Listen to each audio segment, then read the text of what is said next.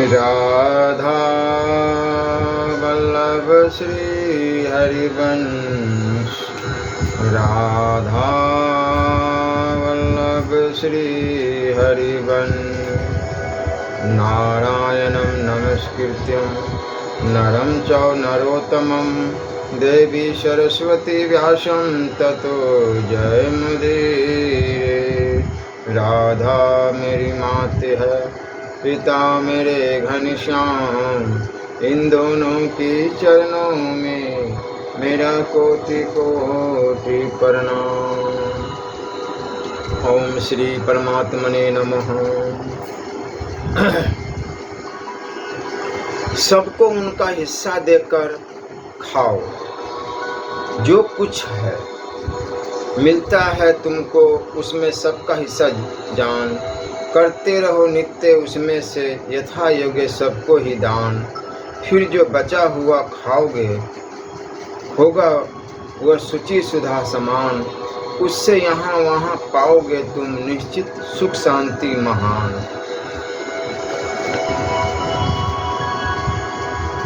कौन जानता है कि मरने पर क्या होगा? मृत्यु के पर्दे के उस पार न जाने क्या है कैसा है। उस रहस्य में अवगुंठन को किसने खोल पाया है? अनिश्चिंता उस महासागर में डुबकी लगाने पर कहाँ ठिकाना लगेगा, इसे कौन जानता है? किंतु इसके शास्त्र प्रमाण है। इत्ते सभी जाबहि भार लदाए लदाए, उत्ते कोई को न आवई। पर हताश होने की बात नहीं है। कुछ प्रमाण उत्ते आने वालों के भी मिले हैं। रहस्य का भेद जानने के लिए मानव की जिज्ञासा अनादि काल से सचेष्ट रही है। जीवन के साथ लगी हुई अनिवार्य मृत्यु की और मानव कब तक आंख मूंदे बैठा रहता है?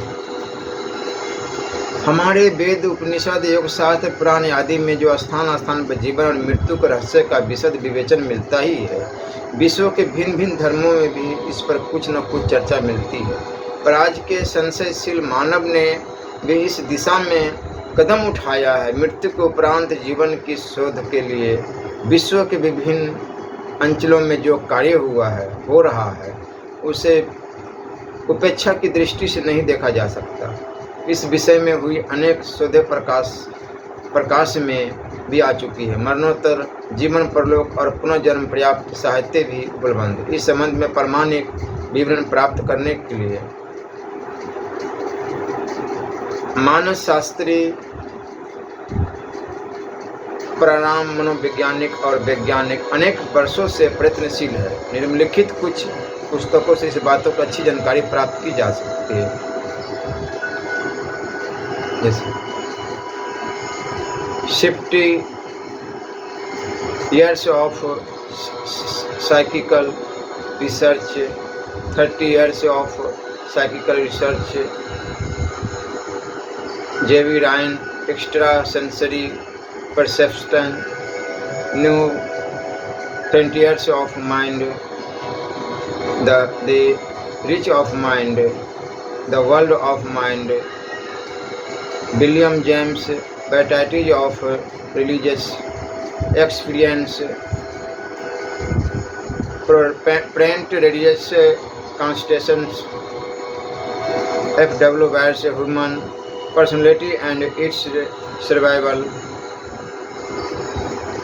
Dr. Hudson law of psychical phenomena, Kanga, lapse of alien information, fact of fallacy here, theosophy and science meet.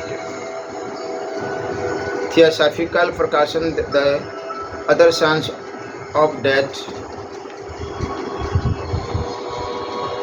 helpers and man hands how and hither, explaining the cycle world, Oliver Lodge, survival of man, J.C. Ross, response in the living and non-living, that are prefer the reality of cycle phenomena. As this mind you can speak with the dead.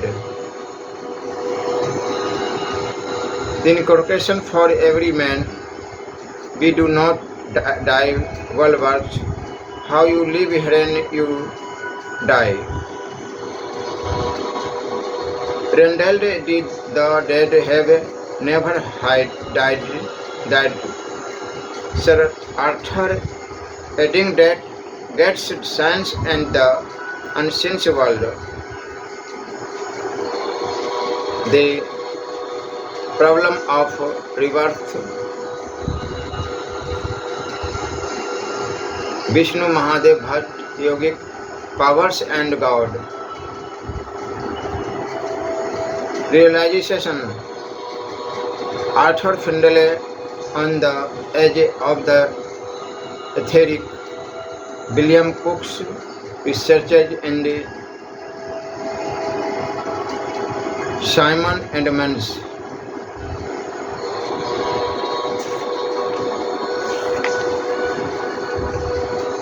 परलोक सुधार के साधन।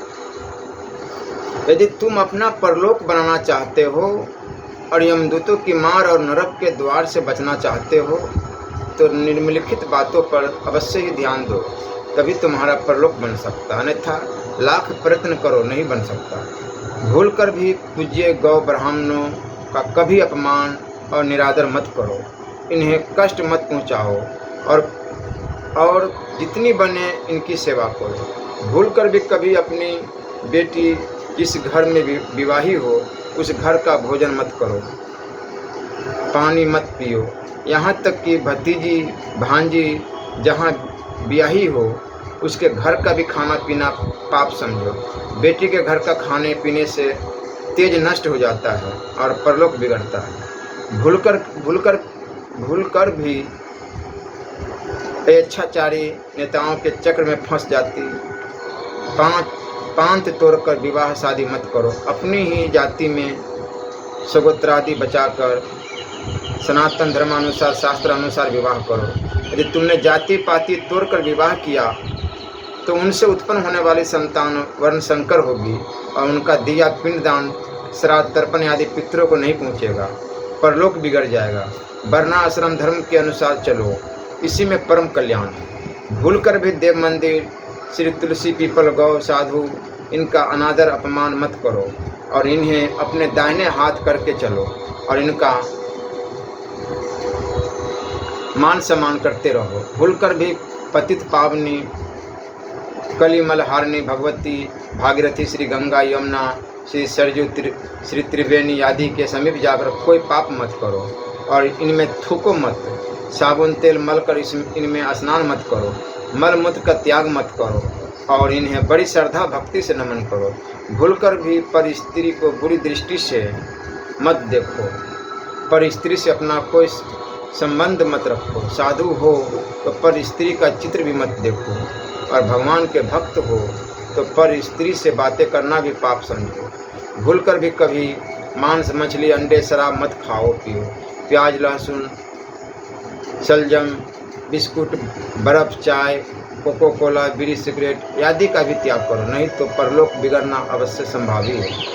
भूलकर भी कभी cinema मत देखो, जवान लड़कियों के डांस मत देखो, विषय शक्ति बढ़ाने वाला नाटक ड्रामा स्वांग मत देखो, नहीं तो मन दूषित हो जाएगा और परलोक बिगड़ जाएगा। भूलकर भी कभी गंदे उपन्यास अश्लील साहित्य और नास्तिकों की किताबें मत पढ़ो, नहीं तो बुद्धि भ्रष्ट हो जाएगी और परलोक बिगड़ते देर न लगेगी।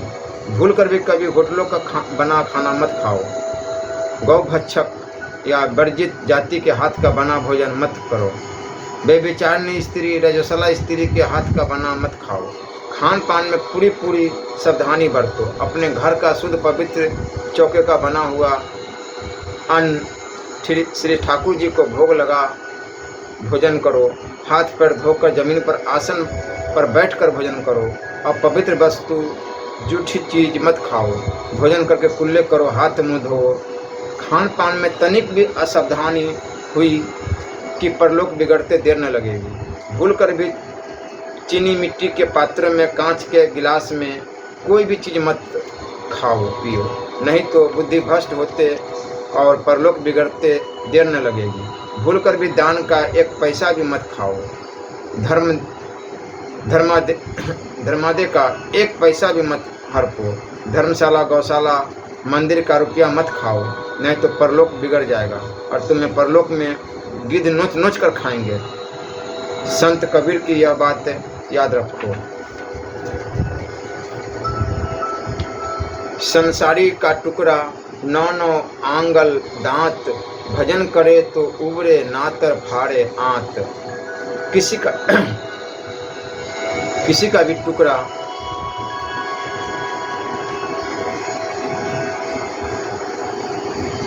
जब खाना भी पाप बताया गया है, जो धर्म के नाम पर रुपया इकट्ठा करके हड़प जाते हैं,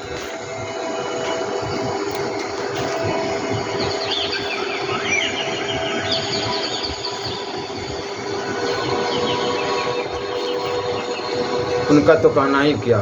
वो तो इतने बड़े पाप के भागीदारी होते जिसका कोई हिसाब नहीं।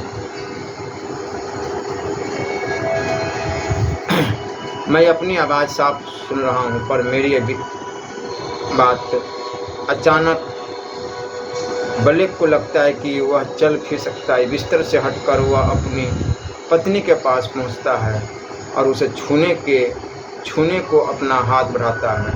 अरे यह क्या, उसका हाथ पत्नी के आर पार हो जाता है, पर पत्नी को उसके स्पर्श की रति भर भी अनुभूति नहीं होती। वह न तो उसे देख पाती है न उसकी बात ही सुन पाती है।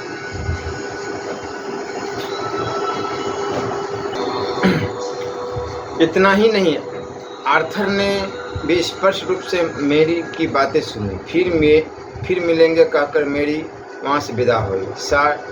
डेसमंड ने अपने मृत पुत्र जॉन के साथ हुई अपनी मुलाकात का भी वर्णन किया। उन्होंने कई बार उससे भेंट की। 29 दिसंबर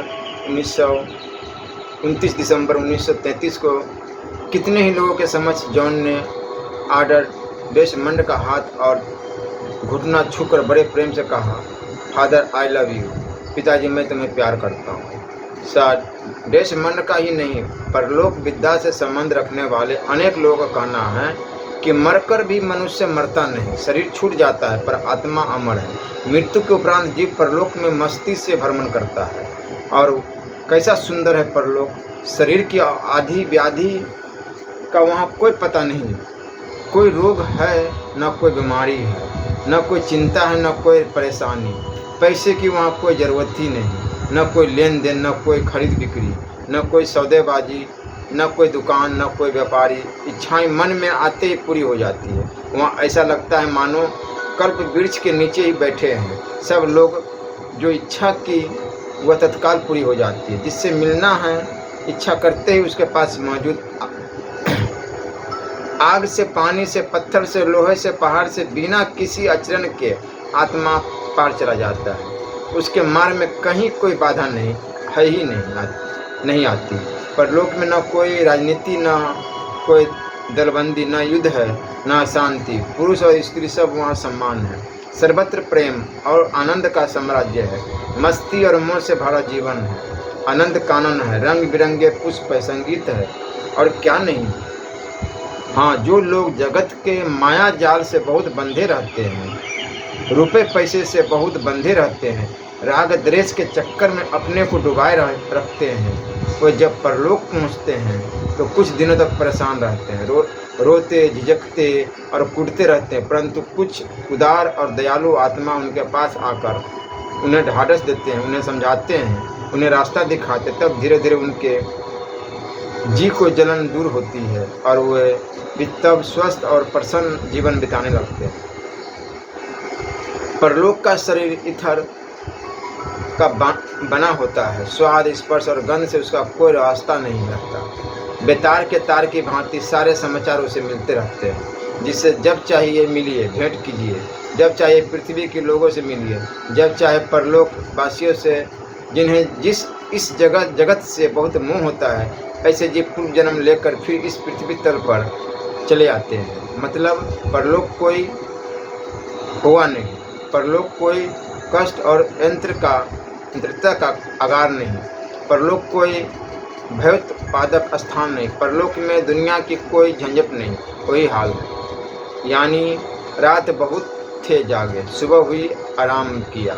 हमारे सभी मृत सगे संबंधी परलोक में हमसे मिल जाते हैं। हमारी सारी इच्छाएं वहाँ आनन फानन पूरी हो जाती है। सर्वत्र प्रेम, आनंद और संगीत की मधुरिमा लहराती दिख पड़ती है। आत्मा की अमरता का प्रत्यक्ष दर्शन होता है। अपने सतचित आनंद स्वरूप का प्रत्यक्ष भास होता है। फिर परलोक के नाम से डरने और भयभीत होने का प्रश्न ही कहाँ उठता है।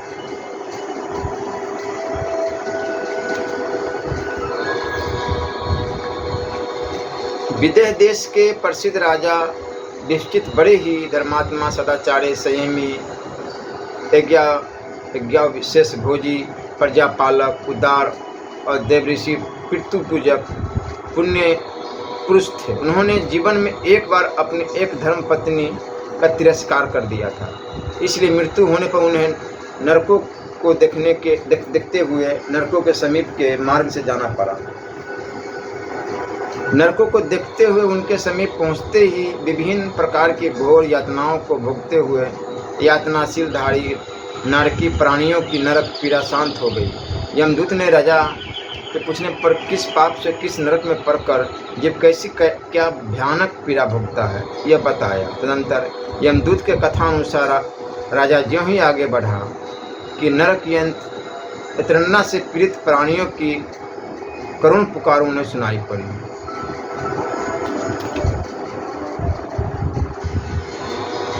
भगवान अर्जुन के प्रति कहते हैं, इसलिए तुम उठो, यश को प्राप्त करो और शत्रुओं को जीतकर धन धान्य से संपन्न राज्य का भोग करो। ये सब योद्धा पहले से ही मेरे द्वारा मारे जा चुके हैं। हे सव्यसा चिन्ह, तुम तो केवल निमित्त मात्र हो जाओ।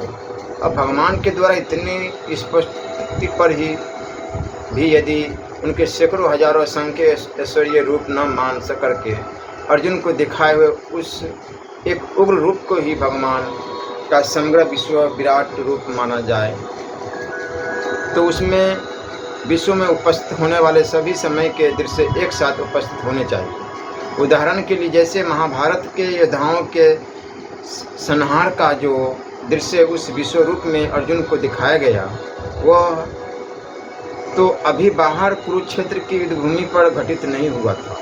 अभी तो वे सभी योद्धा युद्ध के लिए तत्पर बिल्कुल जीवित रूप में उस युद्ध भूमि पर ही विद्यमान ही थे। अतएव उन सबके रण क्षेत्र में उपस्थित होने का दृश्य भी भगवान के इस विश्व रूप के अंतर्गत दिखाई पड़ना चाहिए। ऐसे ही आजन्म ब्रह्मचर्य की प्रतिज्ञा करते भीष्म पितामह का रूप अर्जुन आदि शिष्य वर्ग को धनुर्विद्या की शिक्षा देते हुए द्रोणाचार्य का दृश्य युद्ध के पूर्व उपस्थित होने वाले अन्य उनके दृश्य भी तो उस विश्व रूप में उपस्थित होने चाहिए, पर ऐसा नहीं है। अतएव सामान्य बुद्धि द्वारा विचार करने पर भी यही स्पष्ट होता है कि भगवान के ऐश्वर्य रूप केवल एक ही न होकर असंख्य, उनमें से महाभारत के विनाश के क्षणों का वह एक ही ऐश्वर्य रूप था, जिसमें निकट भविष्य के घमासान युद्ध में अनेक योद्धाओं के संहार का दृश्य ही मुख्य रूप से अर्जुन के द्वारा देखा गया। अब इस एक ऐश्वर्य रूप के अतिरिक्त भगवान के और कौन से सैकड़ों हजारों असंख्य ऐश्वर्य रूप हो सकते हैं। इस संबंध में कुछ स्पष्टीकरण करने के पूर्व प्रस्तुत विषयों को समझने के लिए एक विशेष मामले की ओर ध्यान ले जाना आवश्यक है। वह यह कि भगवान के उस उग्र ऐश्वर्य रूप में अर्जुन ने विनाश के अनेक भयावने और विभत्स दृश्य देखे, पर वे सारे दृश्य कुरुक्षेत्र की रणभूमि में घटित होने से पूर्व ही उन्होंने भगवान में देखे। इसे यह संकेत मिलता है कि इस विश्व जगत में वर्तमान में उपस्थित भूतकाल में हुए ऐसे ही भविष्य में होने वाले सारे ही दृश्य भगवान में एक साथ ही अव्यक्त रूप से उपस्थित रहते हैं, और उनमें से कोई भी दृश्य वे अपने भक्तों को जब चाहे अपने में ही दिखा सकते हैं। इस संभावना को भी हम पूर्वोक्त नट के जादू के दृश्य के दृष्टांत द्वारा ही समझ सकते हैं। वही इस प्रकार की बाजीगर नट अपने जादू के द्वारा जितने भी दृश्य बाहर समाज के समक्ष उपस्थित करता है, वो सारे दृश्य उसके अंतःकरण में अव्यक्त रूप से एक साथ ही उपस्थित रहते हैं।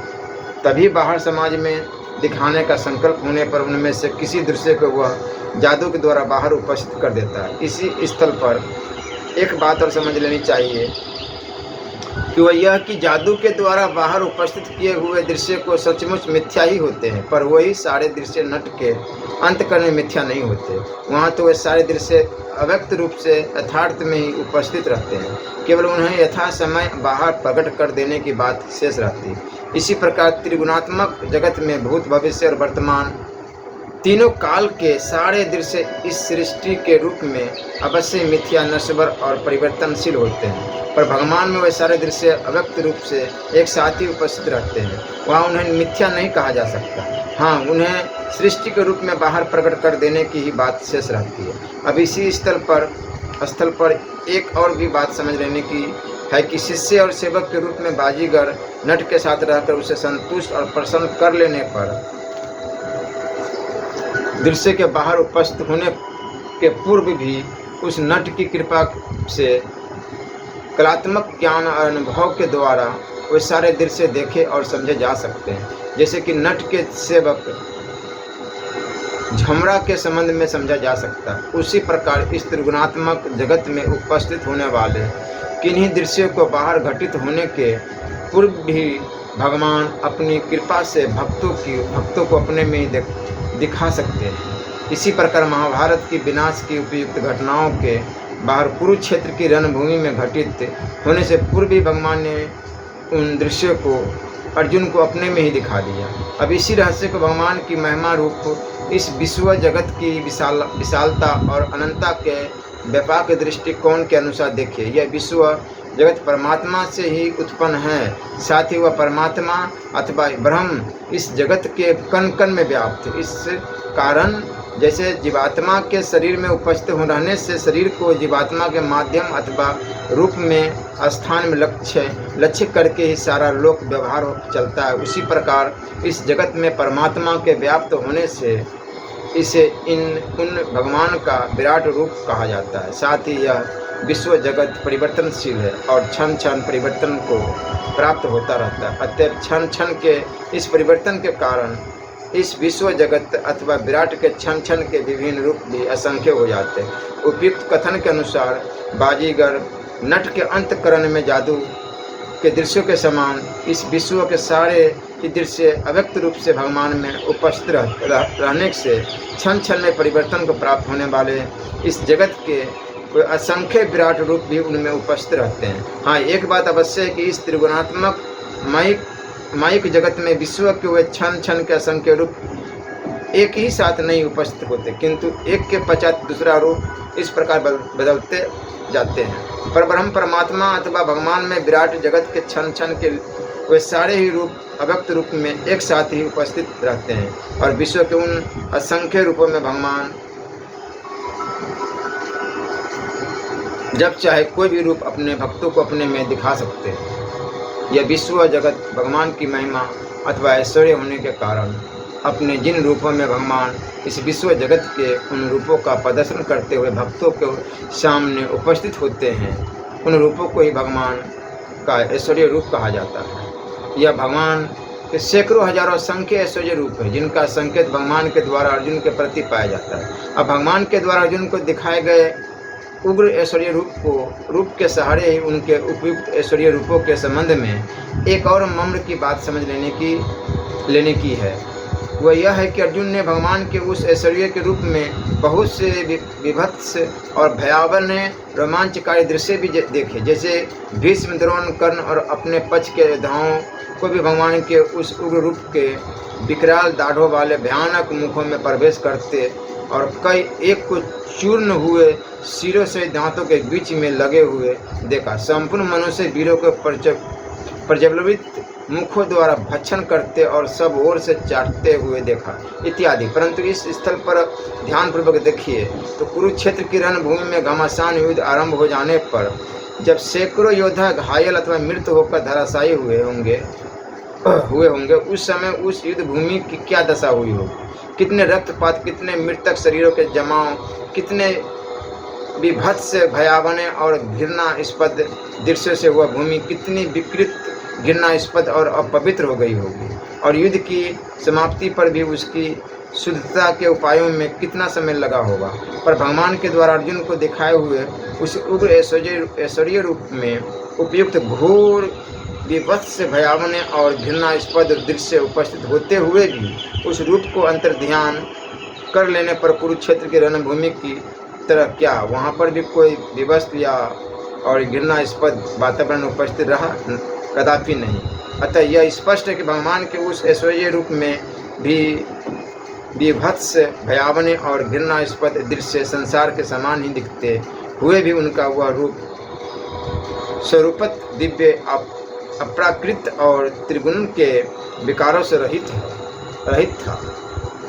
यही बात उनके पूर्वोक्त असंख्य ऐश्वर्य रूपों के संबंध में भी समझनी चाहिए। इस प्रकार माया द्वारा रचित त्रिगुणात्मक जगत के क्षण क्षण में बदलते हुए असंख्य विराटों को अपने में लक्ष्य कराने वाले भगवान के ऐश्वर्य रूप को विराट में ऐश्वर्य रूप कहा जाता है।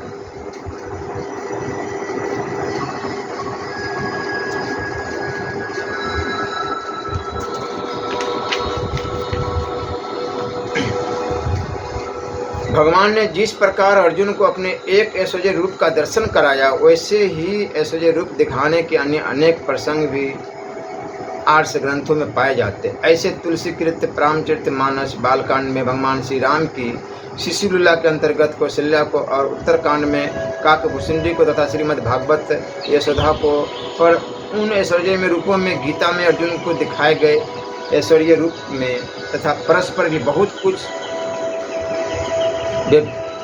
विभिन्न पाया जाता है। इससे भी भगवान के ऐश्वर्य रूपों का बहुसंख्य अनेक प्रकार के होना स्पष्ट है। इस प्रकार ये सारे ही ऐश्वर्य रूप अव्यक्त रूप से उन सच्चिदानंद ब्रह्म में ही स्थित है। उन्हें प्रकृति अथवा माया नहीं कहा जा सकता, न उन पर प्रकृति अथवा माया का आवरण ही होता है। इस प्रकार प्रकृति पार त्रिपाद विभूति परम पद अथवा परम धाम में भी वह निर्गुण, निराकार, गुणातीत, अद्वितीय ब्रह्म केवल आकाशवत शून्य न होकर परिपूर्ण अर्थात अनंत, दिव्य, अप्राकृत गुणों एवं लीलाओं का केंद्र है। यहाँ तक तो हुई भगवान के ऐश्वर्य रूप की बात। अब प्रेमा भक्ति परक मायुर्ध उपासना के दृष्टिकोण से भी इसी रहस्य का अवलोकन कीजिए। वैसे उपयुक्त विवेचन के अनुसार वह सच्चिदानंद अद्वितीय ब्रह्म ही इस अखिल विश्व जगत का निवास स्थान और इसकी उत्पत्ति भी उस ब्रह्म से ही होती है, जैसा कि ब्रह्मसूत्र में बताया गया है।